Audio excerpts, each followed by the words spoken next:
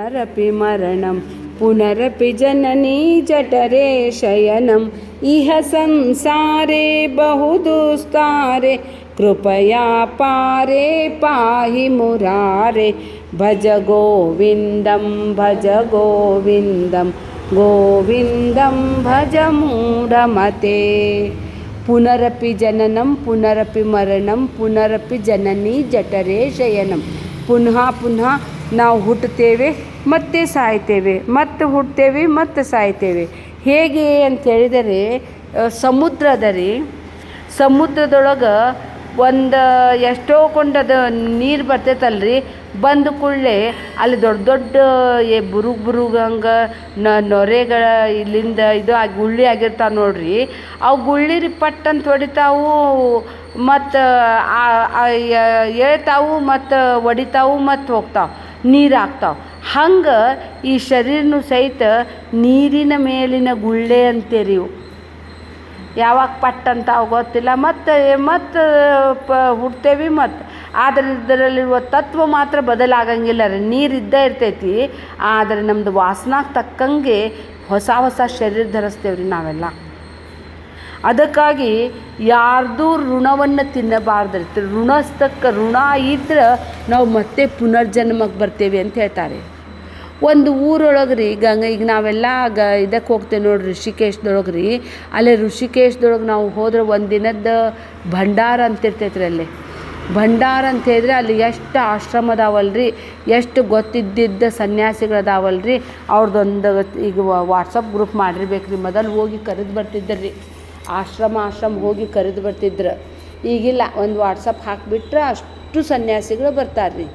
ಆ ಸನ್ಯಾಸಿಗಳಿಗೆ ರೀ ಭಾಳ ವಿಧಿಯುಕ್ತವಾಗಿ ಊಟ ಕೊಡ್ತಾರೆ. ಮೊದಲು ಕುಡಿಸ್ತಾರೆ, ಅವ್ರಿಗೆ ಚಂದನ ಹಚ್ತಾರೆ, ದಕ್ಷಿಣ ಮೊದಲು ಕೊಡ್ತಾರೆ. ಊಟದ ಮೊದಲು ದಕ್ಷಿಣ ಕೊಡ್ತಾರೆ. ಅವರು ಕೊಟ್ಟಾದಮೇಲೆ ಅವ್ರದ್ದು ಊಟ ಆದ ನಂತರ ಅವ್ರು ಮತ್ತೊಂದು ಸಲ ದಕ್ಷಿಣ ಕೊಟ್ಟನ ಆವಾಗ ನೀವು ಹೇಳ್ರಿ ಅಂದಂಗೆ ರೀ.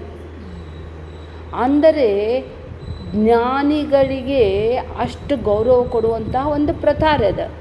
ಹಂಗೆ ಒಬ್ಬ ಸನ್ಯಾಸಿ ಇರ್ತಾನೆ, ಅವನಿಗೂ ಸಹಿತ ಗಂಗಾ ನದಿ ದಂಡೆ ಮೇಲೆ ಅಲ್ಲಿ ಒಂದು ದೊಡ್ಡದು ಕುಂಭಮೇಳ ನಡೀತಿರ್ತೈತ್ರಿ. ಅಲ್ಲೇ ಒಂದು ಪ್ರಸಾದದ ವ್ಯವಸ್ಥೆ, ಒಂದು ದಿನದ ಪ್ರಸಾದ ವ್ಯವಸ್ಥೆ ನಾನು ಮಾಡಿಸ್ಬೇಕು, ನಿಮ್ಮ ಬಳಗದವ್ರು ಮಾಡಬೇಕಂತಿರ್ತೈತೆ ನೋಡ್ರಿ. ಹಂಗೆ ಸಾಧು ಸಂತರಿಗೂ ಸಹಿತ ಅವ್ರದ್ದು ತಮ್ಮ ಬಳಗಕ್ಕೂ ಸಹಿತ ಒಂದು ಅನ್ನದಾನ ಮಾಡಬೇಕನ್ನುವಂಥ ಇಚ್ಛೆ ಇರ್ತೈತಿ.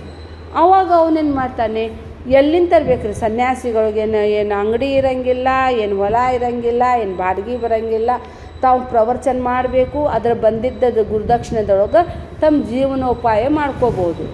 ಆದರೆ ಅತಿ ಹೆಚ್ಚಿನ ಮೊತ್ತ ಬೇಕಾಗಿದ್ದೆ, ಆದರೆ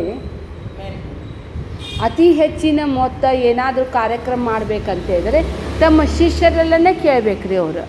ಆವಾಗ ಅವರು ಎಲ್ಲರಿಗೂ ತಮ್ಮ ಶಿಷ್ಯಂದು ಯಾರ್ಯಾರು ಕಲ್ತಿರ್ತಾರಲ್ರಿ, ಅವ್ರವ್ರು ಒಂದೊಂದು ದಿನ ಊರೊಳಗೆಲ್ಲ ಅವ್ರವ್ರು ಒಂದು ಮನೆಗೆ ಹೋಗಿ ಅವ್ರಿಗೆ ರೊಕ್ಕ ಇಸ್ಕೊಳಕ್ಕೆ ಹೋಗ್ತಾರೆ ಅವ್ರು.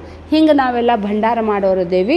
ಅದಕ್ಕಾಗಿ ಯಥಾಶಕ್ತಿವಾಗಿ ನೀವು ನಮಗೆ ದಕ್ಷಿಣ ಕೊಡ್ರಿ ಅಂತ. ಗುರುಗಳು ಬಂದರೆ ಎಲ್ಲರಿಗೂ ಪ್ರೀತಿನ ಅಲ್ರಿ. ಮನೆ ಒಳಗೆ ಕರೆದು ಅವ್ರಿಗೆಲ್ಲ ಪಾದ ಪೂಜೆ ಮಾಡಿ ಊಟಕ್ಕೆಲ್ಲ ಮಾಡಿಸಿ ಅವ್ರಿಗೆಲ್ಲ ಗುರುದಕ್ಷಿಣೆ ಕೊಡ್ಬೇಕಂತ ಹೇಳ್ತಾರೆ. ಅವಾಗ ನಿಮಗೆ ಎಷ್ಟು ಕೊಡ್ಬೇಕ್ರಿ ಅಂತ ಕೇಳ್ತಾರೆ. ಏನು ಬೇಡ್ರಿ, ನನಗೆ ಬರೀ ಒಂದು ಗೋಲ್ಡ್ ಕಾಯಿನ್ ಕೊಟ್ಟರೆ ಸಾಕು ಅಂತನ್ರಿ ಗುರುಗಳು. ಅಂದ್ರೆ ಅವಾಗಿನ ಕಾಲಕ್ಕೆ ಬಂಗಾರ ನಾಣ್ಯನೇ ಇದ್ವು ರೀ. ಒಂದು ಕಾಯಿನ್ ಕೊಟ್ಟರೆ ಸಾಕು ಅಂತೇಳಿ ಎಲ್ಲರಿಗೂ ಏನ್ರಿ ನಮ್ಮದು ₹1 ಕೊಡಂದಂಗೆ ರೀ ಅವಾಗಿನ ಕಾಲಕ್ಕೆ. ಈಗ ನೋಡಿದ್ರೆ ಅಷ್ಟೋ ಕೊಂಡೈತ್ರಿ. ಅಂತ ಹೇಳ್ತಾರೆ ರೀ. ಅಂತೇಳಿ ಎಲ್ಲರೂ ₹1 ಎಲ್ಲರೂ ಒಂದೊಂದು ಗೋಲ್ಡ್ ಕಾಯಿನ್ ಕೊಡ್ಕೊಂತ ಹೋಗ್ತಾರೆ ರೀ. ಅವ್ರದ್ದು ಕ್ಲಾಸಿಗೆ ಬರುವಂಥ ಹುಡುಗಿ ಅದೇ ಲಗ್ನ ಆಗಿರ್ತೈತ್ರಿ. ಆ ಲಗ್ನ ಆಗಿರ್ತೈತಿ, ಅಕ್ಕಿನೂ ಭಾಳ ಕರಿತೈತ, ನಮ್ಮ ಮನೆಗೂ ಬರ್ರಿ ಇರಲಿ, ಆ ಹುಡುಗಿ ಕಡೆಂದು ಒಂದು ಸತ್ಕರ್ಮಕ್ಕೆ ಹೋಗಲಿ ಅಕ್ಕಿಂದು ದುಡ್ಡು ಅಂತೇಳಿ ಅವ್ರ ಮನೆಗೆ ಹೋಗ್ತಾಳೆ. ಅಕ್ಕಿ ಭಾಳ ಆದರತಿಥ್ಯ ಮಾಡಿ ನೋಡಿ ಆ ಗಂಡ ಸಂಸ್ಕಾರ ಇರೋಂಗಿಲ್ಲ ರೀ. ಇದೇ ಒಳ್ಳೆ ಆತು ಬಿಡಕ್ಕಿ, ಎಲ್ಲಿನೂ ಅವ್ರಿಗೆ ಬಂದವ್ರಿಗೆ ಏನು ಒಂದು ಕೇಸರಿ ಬಟ್ಟೆ ಹಾಕ್ಕೊಂಡ್ರೆ ಇವ್ರಿಗಿಷ್ಟು ಮಾಡೋದೇನ ಅಂತೇಳಿ ಏನು ಮಾಡಬೇಡ ನೋಡ್ರಿ, ನಮ್ಮ ಗುರುಗಳಿಗೆ ಮರ್ಯಾದೆ ಕೊಡ್ಬೇಕು ನೋಡ್ರಿ. ಅದ ಹೊಸದಾಗಿ ಲಗ್ನ ಆಗಿರ್ತಾನೆ ಅವನು ಹ್ಞೂ ಅಂತಾನೆ. ಅಂತೇಳಿ ಗುರುಗಳು ಬರ್ತಾರೆ, ಪಾದ ಪೂಜೆ ಮಾಡ್ತಾರೆ. ಎಲ್ಲ ಮಾಡಿದ ಮೇಲೆ ಊಟ ಆಗ್ತೈತಿ, ಮಲಗ್ತಾರೆ. ಮಲಗಿದ ಮೇಲೆ ಪಾದ ಪೂಜೆ ಆದ ಕೂಡಲೇ ಒಂದು ಗೋಲ್ಡ್ ಕಾಯಿನ್ ಅಕ್ಕಿನೂ ಕೊಡ್ತಾಳೆ. ತಗೋ ಇದು ಗೋಲ್ಡ್ ಕಾಯಿನ್ ಇವ ಎಲ್ಲಿರ್ತಾನು ನೋಡೋನು ಅಂತ ಅವನು ಕಿಟಕಿಯಾಗಿನ ನೋಡಿರ್ತಾನೆ. ಆಮೇಲೆ ಆ ಗುರುಗಳು ಹೋಗಿ ಬರ್ತೇನೆ ರೀ ಅಂತ ಹೇಳ್ತಾನೆ. ಹೋಗಿ ಬರ್ರಿ ಅಂತ ಹೇಳ್ತಾನೆ. ಎಲ್ಲಕ್ಕಿಂತ ಲಾಸ್ಟ್ ಇವ್ರದ ಮನೆ ಇರ್ತೈತೆ ರೀ. ಅಲ್ಲಿ ಕುಂಭಮೇಳಕ್ಕೆ ಹೋಗ್ತಾನೆ. ಹೋಗಿ ಈ ನಾಳೆ ಮಾಡಿಸೋರು ಇವತ್ತು ಹೆಸರು ಬರೆಸ್ಬೇಕಲ್ರಿ. ಅವನು ಹೇಳ್ತಾನೆ, ನೋಡ್ರಿ ನಂದು ಹೆಸರ್ಲಿಂದ ಇದು ಭಂಡಾರ ಮಾಡ್ಸೇನಲ್ಲ ಅದರದ್ದು ನಂದು ಹೆಸರು ಬರ್ಕೋರಿ.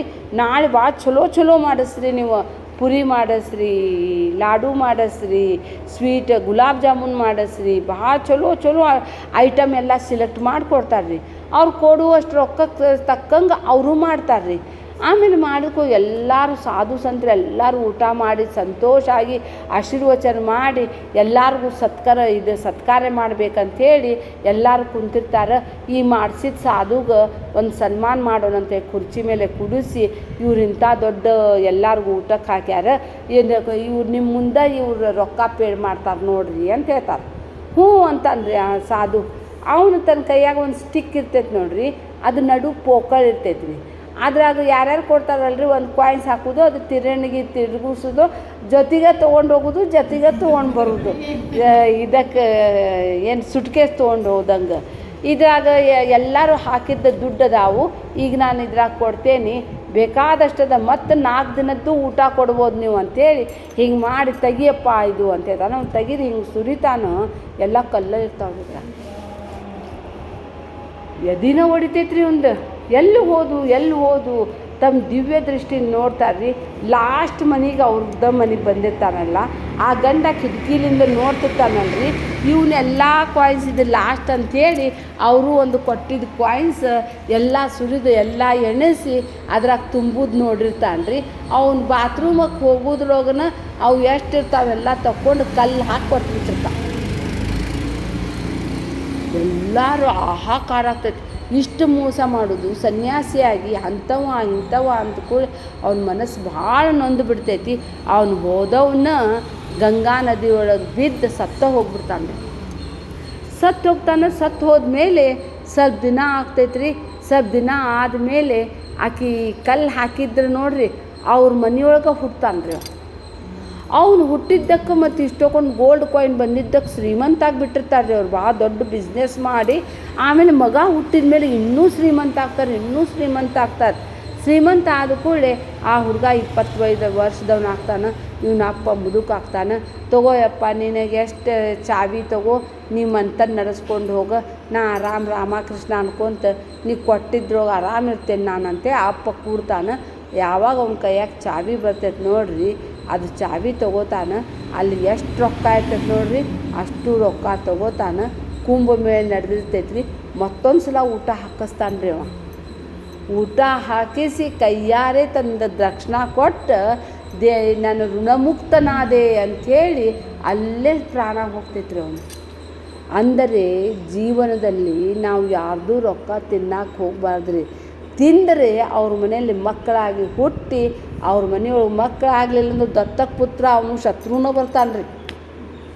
ಪುಣ್ಯವಂತ ಎಲ್ಲದಾನೋ ಗೊತ್ತಿಲ್ಲ. ಹೊಟ್ಟಿ ಮಕ್ಕಳು ನೋಡೋಂಗಿಲ್ಲ ರೀ. ಎಷ್ಟೋ ಮಕ್ಕಳ ಮೇಲೇನ ಭರೋಸೆ ಇಲ್ಲ. ಅವನು ಯಾವಾಗ ಏನು ಮೋಸ ಮಾಡ್ತಾನೆ ಗೊತ್ತಿಲ್ಲ. ಆವಾಗ ಅದು ಪಾಪಿದನ ಪ್ರಾಯಶ್ಚಿತಕ್ಕಲ್ಲದೆ ಸತ್ಪ್ರಾಯಕ್ಕೆ ಸಲ್ಲದಯ್ಯ, ನಾಯಿ ಹಾಲು ನಾಯಿಗಲ್ಲದೆ ಪಂಚಾಮೃತಕ್ಕೆ ಸಲ್ಲದಯ್ಯ ಅಂತ ಹೇಳ್ತಾರೆ. ಅದಕ್ಕಾಗಿದು ಪುನರ್ಜನ್ಮ ಅದಲ್ರಿ, ರೀ ನಾವೇನು ಮಾಡಿರ್ತೇವಲ್ಲ ಅದ್ರ ತಕ್ಕಂತೆಯೇ ಈಗ ಸಿಕ್ಕಿರ್ತೈತ್ರಿ. ನಾವು ಹೋದ ಜನ್ಮದೊಳಗೆ ನನ್ನ ಗಂಡ ಭಾಳ ಕಾಡ್ಸಿರ್ಬೇಕು, ಯವ್ವ ಲಗ್ನ ಆಗಲಿಲ್ಲ ಅಂದ್ರೆ ಅಷ್ಟೇ ಹೋತವ ಇಂಥವ ಬ್ಯಾಡ ಇಲ್ಲ, ಯವ್ವ ಮಕ್ಕಳು ಆಗಲಿಲ್ಲ ಅಂದ್ರೂ ನಡಿತೈತವ, ಇಂಥ ಕೆಟ್ಟ ಮಕ್ಕಳು ಹುಟ್ಟಬಾರ್ದಿತ್ತು, ಅದಕ್ಕೆ ಮಕ್ಕಳು ಆಗಿರಂಗಿಲ್ಲ. ಈ ಗಂಡು ಹುಡುಗರು ಭಾಳ ಕೆಟ್ಟಿರ್ತಾವೆ, ಇವು ಭಾರಿ ತಲೆ ತಿಂತಾವು, ಬರೀ ಹೆಣ್ಣು ಹುಟ್ಟಿದ್ರೆ ಸಾಕಾಗ್ತಿತ್ತು ಅಂದಿರ್ತಾರೆ. ಅವ್ರು ಬರೀ ಹೆಣ್ಣು ಹಾಕತ್ತೆ. 2 ಅಣ್ತಂಬ್ರು ಇರಬಾರ್ದಪ್ಪ, ನನಗೆ ಒಂದೇ ಮಗ ಇರಬೇಕಿತ್ತು ಅಂದ್ಕೊಂಡಿರ್ತಾನೆ. ಅದಕ್ಕೆ ಒಂದೇ ಮಗ ಹುಟ್ಟಿರ್ತಾನೆ. ಈಗಿಂದಲ್ಲರಿದು ಹೋದ ಜನ್ಮದ ಸಂಕಲ್ಪ ರೀ ಅವೆಲ್ಲ. ಅದಕ್ಕಾಗಿ ಪುನರ್ಜನ್ಮ ಇದೇ ರೀ. ಅದಕ್ಕಾಗಿ ಪುನರ್ಜನ್ಮ ಇದೇನೋ ಇಲ್ಲ ಅನ್ನೋದಕ್ಕೆ ಈಗ ಎಷ್ಟೋ ವೈಜ್ಞಾನಿಕವಾಗಿ ಹೇಳ್ತಾರೆ ರೀ. ಏನಂತೇಳಿದರೆ ಒಂದು ಆದಿವಾಸಿ ಅಂತೇಳಿದರೆ ಜಗತ್ತನ್ನೇ ಕಾಣಲಾರ್ದಂತಹ ಒಂದು ಆದಿವಾಸಿಗಳಿಗೆ ರೀ ಕೋಕೋ ಕೋಲಾ ಅಥವಾ ಸ್ಪ್ರೈಟ್ ಅವೆಲ್ಲ ಇರ್ತಾವಲ್ರಿ, ಅದ್ರಾಗ ಒಂದು ಸ್ಟ್ರಾ ಹಾಕಿ ಕೊಟ್ರೆ ಅವ್ರು ಕುಡ್ಯಾಕೆ ಬರೋಂಗಿಲ್ಲಂತ್ರಿ. ನಾವು ಹೇಳಾರ್ದ ಅದಕ್ಕೆ ಅವು ಇರಂಗೇ ಇಲ್ಲಂತ್ರಿ. ಅವರು ಏನು ಮಾಡ್ಬೇಕು ಅನ್ನೋದು ಗೊತ್ತಾಗಂಗಿಲ್ಲಂತ. ಆದರೆ ಮಗು ಹುಟ್ಟಿದ ಕೂಡಲೇ ತಾಯಿಯ ಸ್ತನದಿಂದ ಹಾಲು ಹ್ಯಾಂಗೆ ಹಿರ್ತೈತಿ ಅಂತಾರೆ. ಹೋದ ಜನ್ಮದ್ದು ಅದಕ್ಕೆ ಏನೋ ಸಂಸ್ಕಾರ ಐತಿ, ಅದಕ್ಕೆ ಹಿರೇತ್ರಿ ಅದು. ಮತ್ತು ಭಾಷಾನು ನೋಡ್ರಿ, ಎಷ್ಟು ಅಭ್ಯಾಸ ಮಾಡಿದ್ರೂ ಸಂಸ್ಕೃತ ಬರೋಂಗಿಲ್ಲ ಅಂಥದ್ದು.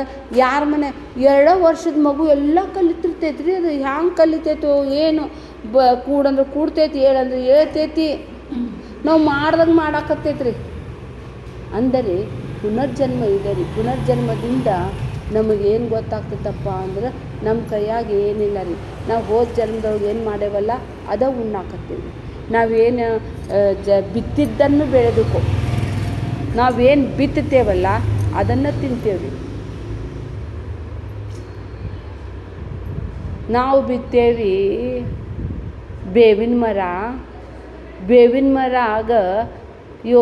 ಬಿತ್ತೇವಪ್ಪ ಅದು ಸಿಹಿ ಆಗಲಿ ಅಂಥೇಳಿ ಅದರ ಬುಡಕ್ಕೆ ನೀವು ದಿನಾ ಇದು ಬೆಲ್ಲದ ನೀರು, ಸಕ್ರೆ ನೀರು, ಜೇನುತುಪ್ಪ ಸುರಿದು ಬಂದರೂ ಸಹಿತ ಅದು ಏನು ತನ್ನ ಇದನ್ನು ಬದಲು ಹ್ಯಾಂಗೆ ಮಾಡ್ಕೊಳ್ಳಂಗಿಲ್ಲ. ಹಂಗೆ ನಮ್ದು ಪ್ರಾರಬ್ಧ ಕರ್ಮ ಏನದ ಅಲ್ರಿ, ಲಾಖಕರೆ ಚತುರಾಯಿ ಮಾಡಿದರೂ ಸಹಿತ ಅದು ಬದಲು ಆಗೋದಿಲ್ಲ ರೀ. ಅದಕ್ಕೆ ಇಲ್ಲದ್ದು ಊರು ಸಾವಿರ ಬಿಟ್ಟು ಭಜ ಗೋವಿಂದಂ ಭಜ ಗೋವಿಂದಂ ಗೋವಿಂದಂ ಭಜ ಮೂಢಮತೆ. ಅದಕ್ಕೆ ಪುನರ್ಜನ್ಮದ ಹೇಳಕ್ಕೆ ಕುಂತ್ರೆ ಭಾಳ ಅದ ರೀ.